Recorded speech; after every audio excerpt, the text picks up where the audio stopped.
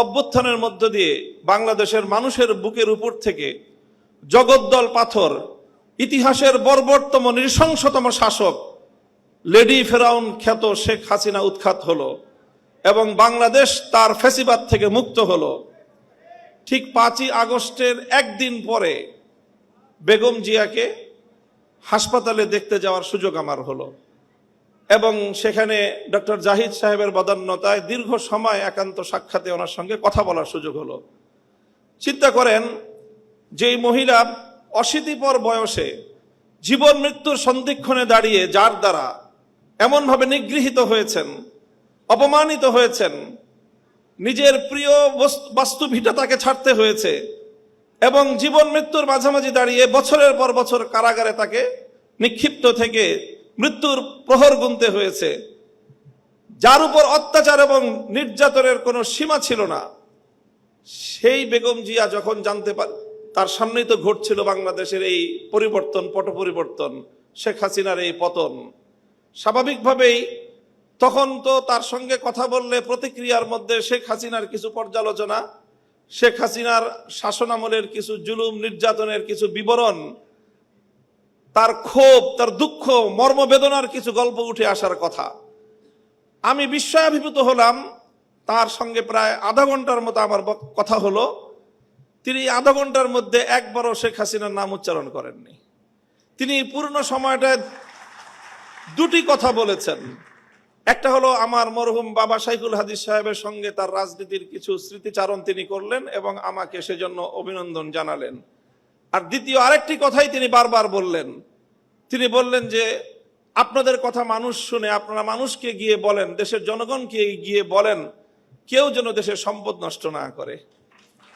এই সম্পদ তো আমাদের, গণভবন, প্রধানমন্ত্রীর কার্যালয় সহ এই রাষ্ট্র আমাদের। মানুষকে শুধু একটা কথা বলেন, যেন কেউ এই রাষ্ট্রের কোনো সম্পদ নষ্ট না করে। আমি অভিভূত হলাম যে এই পরিস্থিতিতে একজন মানুষ, তার কিন্তু নিজের অতীত জীবনের দুঃখ কষ্ট নিয়ে কোনো ইতিহাস তার মনে নেই।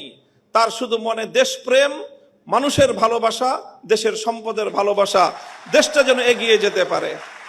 আমি মনে করি যারা জাতীয়তাবাদী রাজনীতি করেন, জাতীয়তাবাদী দলের, আপনাদের সকলের আপনাদের নেত্রী থেকে এই দেশপ্রেমের শিক্ষা গ্রহণ করা উচিত এবং সেভাবেই দেশকে ভালোবেসে দেশকে গঠন করার জন্য আত্মনিয়োগ করা উচিত।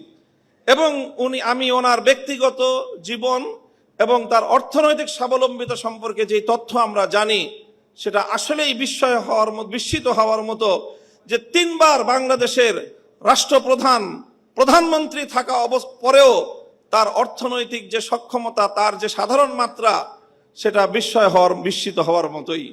কাজেই সেই চেতনা থেকে, সেই প্রেরণার দ্বারা আপনারা রাজনীতি করবেন, এটা জাতীয়তাবাদী ছাত্র দলের সকল নেতাকর্মীর প্রতি আমার উদাত্ত আহ্বান থাকবে। দ্বিতীয় আরেকটি কথা আমি বেগম জিয়ার উদ্ধৃতিতে আজকের এই মঞ্চে আমি উচ্চারণ করতে চাই। দেখেন, দীর্ঘ একটা সময় একসঙ্গে আমরা যুগপৎ রাজনীতি করেছি, জোটবদ্ধ রাজনীতি করেছি, আন্দোলন করেছি, সরকার গঠন করেছি। আমি একটি ঐতিহ্যবাহী রাজনৈতিক, ধর্মীয় রাজনৈতিক পরিবারের সন্তান। আমাদের রাজনীতির মুখ্য উদ্দেশ্য হলো আল্লাহর জমিনে আল্লাহর দ্বীন প্রতিষ্ঠিত করা, আল্লাহর জমিনে খেলাফত ব্যবস্থা কায়েম করা। এটাই হলো আমার রাজনীতির মূল দর্শন। তবে আপনারা যেই রাজনীতি করেন, সেই রাজনীতির সাথে আমাদের রাজনীতির কিছুটা পার্থক্য আছে। সেই পার্থক্যের জায়গাটুকুও বুঝতে হবে এবং সেখান থেকে আপনাদের দায়িত্ব এবং ভূমিকার কথাও আমি বলছি, আমার বক্তব্য দিয়ে নয়, বরং আপনার নেত্রীর উদ্ধৃতি দিয়ে। বেগম জিয়া আমাদেরকে বলেছেন অনেক সময় যে দেখেন হুজুর, আমরা ইসলাম প্রতিষ্ঠার রাজনীতি আমরা করি না, তবে আমাদের পরিষ্কার অবস্থান হলো এই যে আপনারা যদি ইসলাম প্রতিষ্ঠা করবার জন্য দেশে রাজনৈতিকভাবে সামনে অগ্রসর হয়ে যেতে পারেন, আমাদের বিএনপির পক্ষ থেকে সহযোগিতা পাবেন, বিরোধিতা পাবেন না। এই যে আজকে হাবিবুন নবী খান সোহেল ভাই যে কথাটা বললেন, অনেকেই বিএনপি এবং আওয়ামী লীগকে এক পাল্লায় পরিমাপ করে। আমি মনে করি এটা অনেক বড় অবিচার।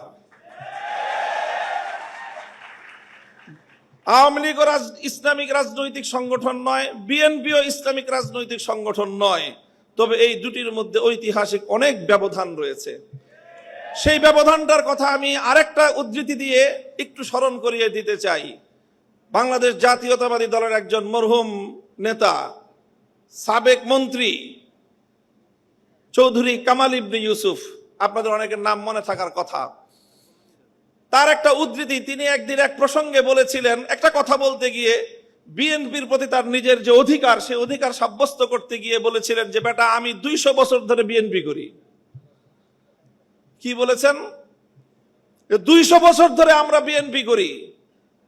আপনাদের অনেকের মনে প্রশ্ন জাগতে পারে, বিএনপি তো প্রতিষ্ঠিতই হলো স্বাধীনতার বেশ পরে শহীদ জিয়াউর রহমানের হাত ধরে, আর চৌধুরী কামাল ইবনে ইউসুফের বয়স কত? 60-70 বছর। তো বিএনপিও তো 50 বছর আগে জন্ম নেয় নাই, চৌধুরী কামাল ইবনে ইউসুফের বয়সও 50 বছর নয়। তো ওই বেটা কিভাবে 200 বছর ধরে বিএনপি করে? আপনাকে বিএনপির ঐতিহাসিক রাজনৈতিক ধারাটাকে আপনাদের অবশ্যই ধারণ করতে হবে। চৌধুরী কামাল ইবনে ইউসুফের এই বক্তব্যের মূল কথা ছিল এই, যদি আমরা আমাদের এই জনপদের অতীত রাজনীতির ইতিহাস পর্যালোচনা করি, তাহলে সবসময় আমরা এদেশে দুটি ধারা লক্ষ্য করতে পাই।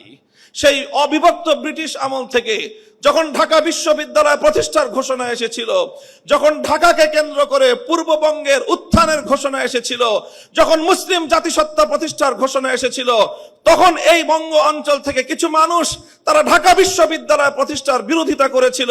তারা ঢাকাকে কেন্দ্র করে পূর্ববঙ্গের উত্থানকে ঠেকিয়ে দিতে চেয়েছিল, যারা মুসলিম জাতিসত্তার বিরোধী ছিল। এই ঐতিহাসিক ধারা সেই ব্রিটিশ আমল থেকে চলে এসেছে, আর এই ধারায় এইভাবে দুটি ধারা প্রতিষ্ঠিত হয়েছে, সংঘাত চলেছে, লড়াই চলেছে। একটি ধারা ছিল পূর্ববঙ্গ কেন্দ্রিক এই বাংলাদেশি জাতীয়তাবাদ তথা মুসলিম জাতীয়তাবাদের, মুসলিম জাতিসত্তা গঠনের যে ঐতিহাসিক ধারা, এই ধারার যারা রাজনীতি করে জাতীয়তাবাদী দল বিএনপি সেই ধারারই প্রতিনিধিত্ব করে। কাজে বিএনপিকে যেমন এই কথাটা মনে রাখতে হবে, যারা বিএনপির সমালোচনা করে তাদেরকেও এই কথাটা মনে রাখতে হবে। বিএনপি এবং আওয়ামী লীগ কেউই ইসলামী রাজনীতি করে না, বরং তাদের রাজনৈতিক ভিন্ন দর্শন রয়েছে। ঠিক যেমনি ভাবে আবু জাহাল আর আবু তালেব কেউই কিন্তু ইসলামের পথের অনুসারী ছিলেন না, কিন্তু কেউ যদি আবু তালেব আর আবু জাহেলকে এক পাল্লায় মাপে, তার চেয়ে বড় জালিম আর কেউ হতে পারে না। আমি মনে করি ইসলামী রাজনীতির দৃষ্টিকোণ থেকে বিএনপি আবু তালেবের ভূমিকায়, আর আওয়ামী লীগের আগাগোড়াই ভূমিকা হলো আবু জাহালের ভূমিকা।